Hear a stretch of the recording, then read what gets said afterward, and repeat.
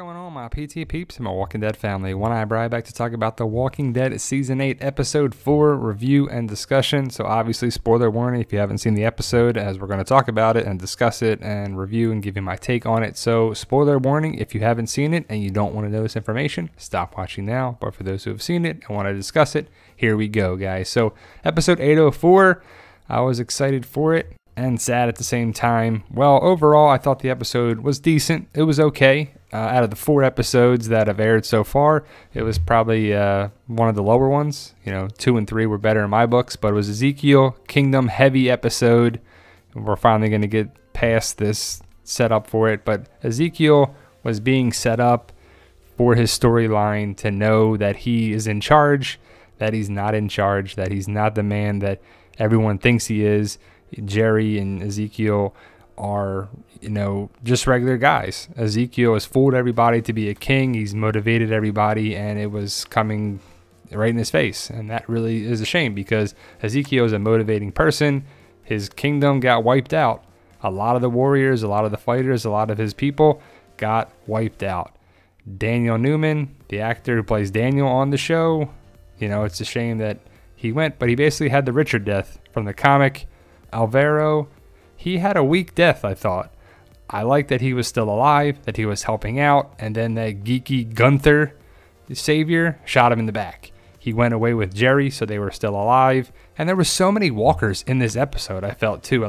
Season 7 had barely any walkers. Season 8 has been loaded with walkers. From the first episode to this episode, overall, too many walkers almost, I thought. The guns are in control of Rick, the 50 cal, and the weapons to take down a lot of big things in the war here are on Rick's side, which is cool. I wonder how Negan's going to get out, because I thought they would use these guns to get out. I don't know what's going to happen, how they're going to get out, but Negan and Simon and Dwight and Eugene and Gavin are all going to get out. But overall, the weapons were taken down. That was a really cool sequence with Daryl and Rick and the high action there. But what was really cool was Carol. It was far-fetched in a lot of aspects. I'll talk about that in a second. But Carol is taking down all these sabers. I thought it was a good idea that she was hiding in the ceiling. I don't know where she was standing and where she was firing or whatever, because it's a drop ceiling. It's not really going to hold someone's weight. But again, it's a zombie show. We try to justify certain things if they make sense or not. But Carol's back. Terminator Carol, badass Carol. She is back, and I love it. And we need more of that. Hopefully she sticks around for a long, long, long time. Carol took down the saviors and let those 2 people go. If the guns were on the Humvee, why didn't she just shoot the tires out of the Humvee? The tires are going to withstand some of that because it's a military vehicle, but she has clip after clip, and she could have unloaded some of the tires, and that vehicle's not going to get away with 2 flat tires in the back. It's not going to get away very quickly. It could move a little down the street, but either way, the sequence went away, and she went to go save Jerry and Ezekiel, which was good. It needed to happen, but she was hiding.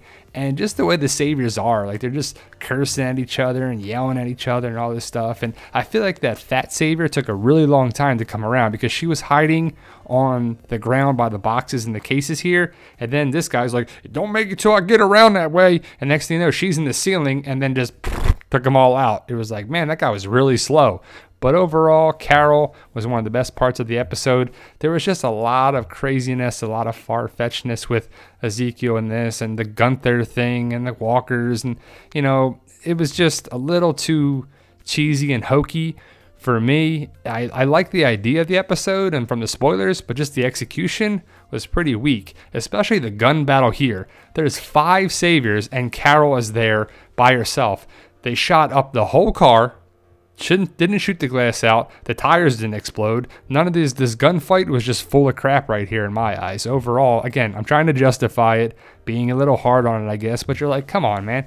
It could be a little different sequence here. We had to have Carol survive and the writing, whatever, but I don't think the writers of the show are really good with action sequences and stuff. And I mean, in any other world, you have 4 or 5 gunmen surrounding Carol with one person, and it's just she gets away, and it was pretty funny when the guy was like, he poached it, take him out, and just took his own guy out, and she opened up the gate and the walkers came in. And overall it was just a decent episode. To me, it's one of the weaker episodes of the first 4 episodes of season 8, But Jerry, one of the best parts, of course, as always, Jerry steals the show every time he's on screen. When he split that annoying savior in half, Gunther or whatever, was just terrible. Just walk and this and get up and do that and shoot him and walk him this and then fall down. And there's just so many walkers coming after Ezekiel and Jerry. And then Jerry again, he's like, for being such a cool dude. And Ezekiel is just like, I'm not this great guy. And it was a shame to see that.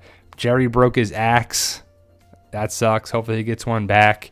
And overall, I thought the sequence there was pretty cheesy. How couldn't he break the gate open with an axe? But he couldn't. The action sequence with Daryl and Rick, they were in it. I thought it was going to be more involved in the episode. I mean, they were on it for like a couple minutes. And the writing called for Rick and Daryl to win. But the guy has a 50 cal machine gun. And he can't do anything besides put a little smoke on Rick's Jeep with it. What is he firing at? What is he shooting at? I mean, overall, it was just an action sequence that didn't really make sense. And the tumble down the thing, how did Rick survive that? But overall, they got the 50 cal, and that's all we need. That's all the big thing was about. Rick, the action sequence in the Jeep. What did you think of it, guys? I'm interested to know your thoughts of the action sequence. Are you being hard on it like me? Or overall, what did you think of the episode? I thought it was a good episode. It was a decent episode. It was probably an episode that could have been better in a lot of aspects. There's a lot of holes, a lot of stuff on there. But I did see the one thing with Ezekiel. Did you spot it when he said Gunther, the annoying dorky savior, pointed his thing at Ezekiel and said, a pike, get your head on a pike? But that was from the comics. So we'll see if that comes true.